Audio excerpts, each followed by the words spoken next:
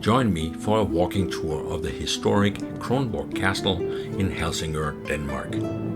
We begin by crossing the outer moat, a body of water that has protected the castle since the 16th century.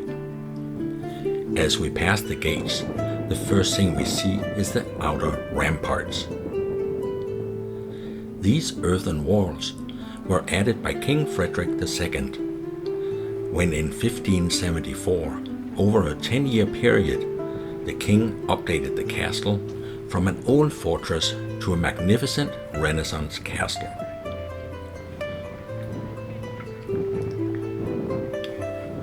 Ahead of us to the left, the orange shape of Brohuset, or in English, the bridge house.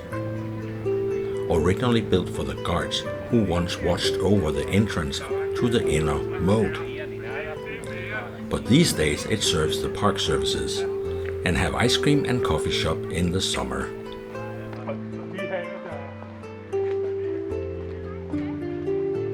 The original fortress was a stronghold named Krogen, or in English, the Hook, after the shape of the sandy finger of land it was built on. Built by King Erik VII around 1420, it was a simpler fortress than what we see today, probably very much function over form.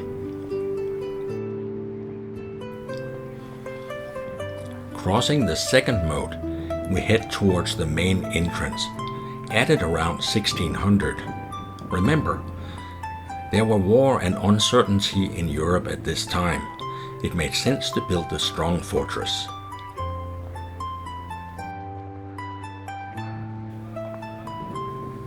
Walking through the entrance tunnel, one really gets an idea how thick and impenetrable these walls really are.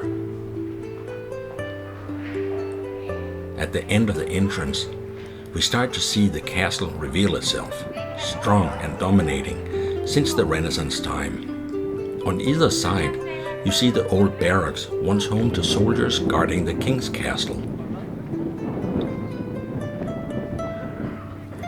Built on the edge of Denmark, by the narrowest part of the Øresund Strait, stands Kronborg, the crown's castle. To the left the sea, and to the right the castle walls. These waters carried square-rigged trading ships, and Kronborg Castle controlled the passage. This narrow stretch of water, Øresund, controlled the access to and from the Baltic Sea and the rest of the known world. The two fortresses, Kronborg in Denmark and Helsingborg in Sweden, controlled the access.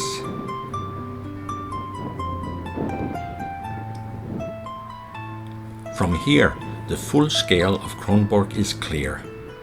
King Erik's Krogen fortress has truly grown up.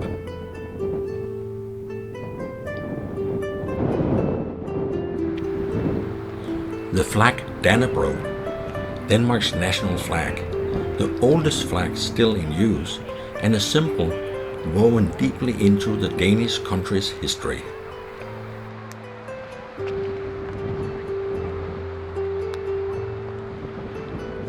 Across the water you see Sweden, a close, friendly neighbor today, and for a long time a part of the greater Danish history.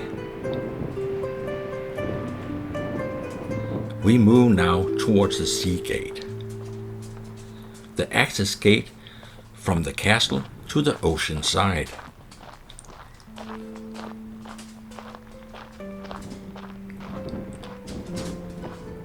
The ocean gate, probably more than anything else, controlled the access to the rampart from the castle itself.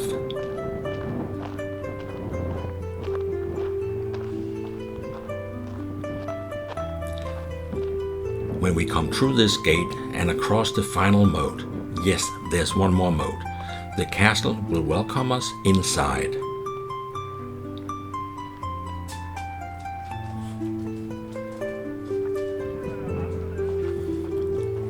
Finally, we are seeing the final bridge ahead.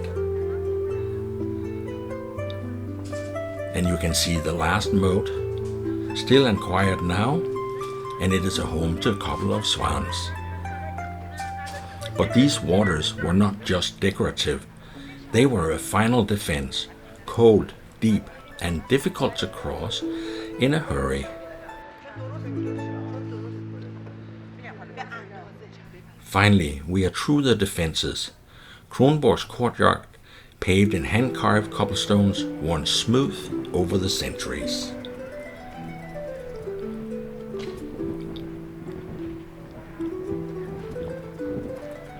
As we step through and come into the center courtyard, the clock tower comes into view, along with weathered green copper roofs covering the buildings around us. Imagine this courtyard filled with horses, soldiers, merchants, and probably influencers. It was the daily life of a working castle. The cargo cart here reminds us that past centuries was a place for working. It wasn't just royal, but practical people worked here.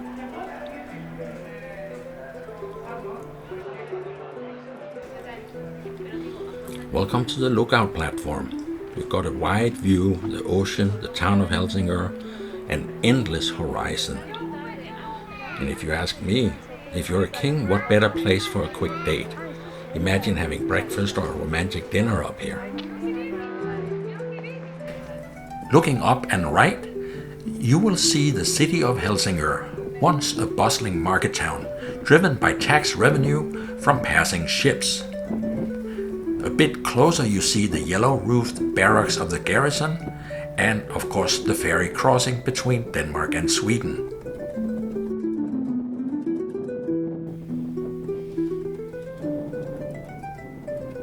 The rooftops of Kronborg spread out below us. Copper, brick, the moat and the sea. In the background you see Sweden naturally. The castle spire still points skyward.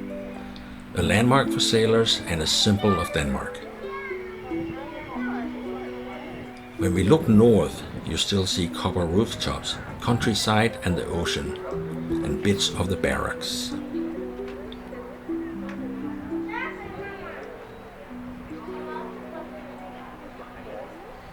Back in the courtyard, we're crossing towards the outer gate. During the last 600 years, these walls have seen kings come and go, even seen wars fought and forgotten. The stones underfoot, each one shaped and laid by hand. It's an amazing construction. But Kronborg's story doesn't end here. And head uphill, towards the flag bastion. The wind is definitely stronger here, and so is the view. Notice the small red guardhouse sheltering soldiers in all weather, just as it does today for the Royal Guards of Denmark. At the center you see Dannebrog, the official royal split flag, the world's oldest national flag still in use, flying here since at least 1625. Some say its story stretches even further, to battles fought under King Valdemar II, when according to legend, the flag fell from the sky. Passing vessels sailing out there traditionally was required to keep their flag, which means lower the flag in salute to the castle. From up here, Sweden is still visible across the water, just 4 kilometers away.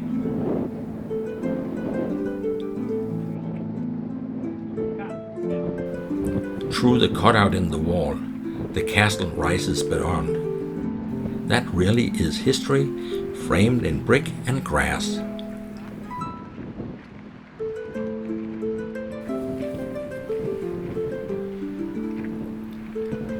Along the wall, there's a line of bronze cannons, 16 in all. They are resting now, but at once a powerful message to anyone who approached without permission.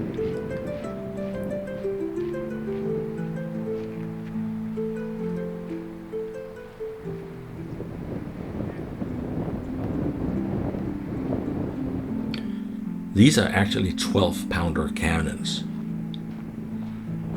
Originally, they were smooth-bore. Later, they were updated with rifling for greater accuracy. With that improvement, their reach doubled to almost 4 kilometers all the way to the other shore. Some of these cannons was fighting aboard Danish Navy ships before being posted here to the Kronborg flag bastion.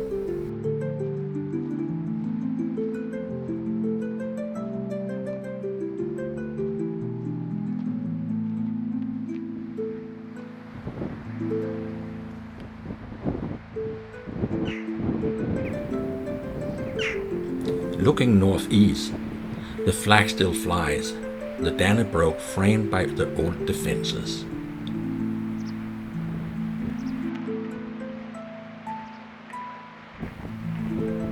These days the cannons are not in use.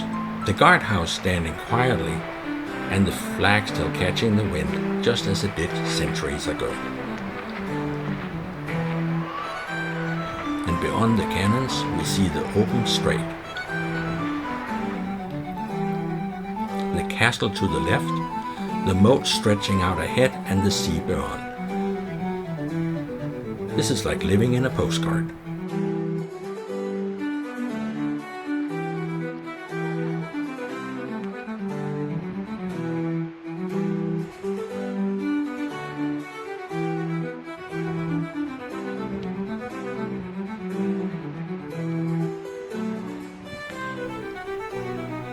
These heavy gates connect the inner castle to the fortified walls.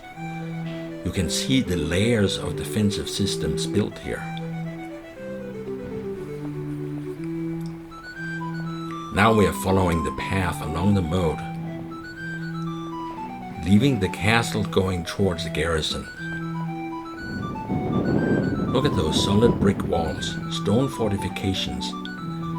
And if you could look through the walls, you would see the ocean to the right outside. For more than 600 years, soldiers has patrolled this walkway. Imagine them walking just like we are. And beyond these fortifications, further out, the grass-covered ramparts designed to catch cannon fire and break siege assaults. Now you start to see their officers' quarters, the red brick walls still standing. I had to look this up. It seems while the king lived at Kronborg Castle, the garrison as we are seeing it today was not yet built. The garrison came about when the military took over the castle grounds around 1785, after the king had relocated to Copenhagen. At that time, the castle went from royal residence to military base, and the yellow barracks were built to house larger, more permanent numbers of soldiers and officers.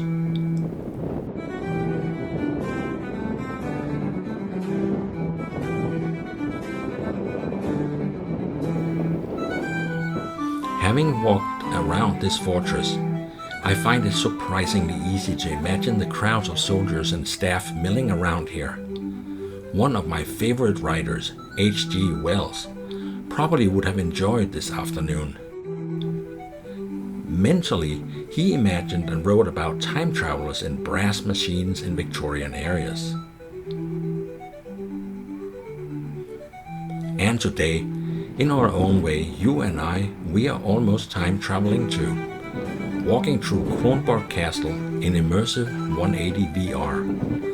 Imagine this filled with young men, soldiers, women, animals, children 600 years ago.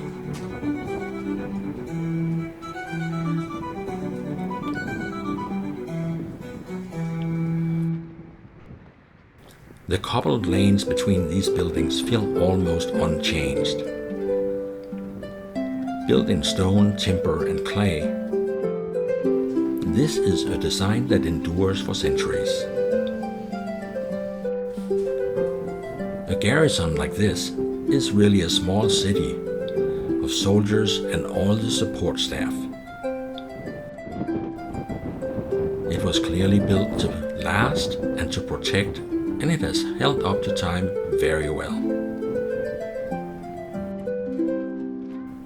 Outside the walls, a modern scale model cast in metal marks the castle and its fortifications. From this view, it's easy to see how Kronborg dominated the strait. Turning the camera southeast, the real Kronborg lies behind the model. A fortress made real from stone and vision. Now we are out on the ramparts built by Frederick II, with help from the Dutch engineers. The concept is to catch incoming enemy fire, giving the defenders every advantage and protecting the castle. Each bastion held 4 bronze cannons, a balance of strength and beauty, much like the castle itself. Framed by grass and trees, Kronborg, the king's fortress, stands here timeless, place of living history. Here you and I can meet our past history.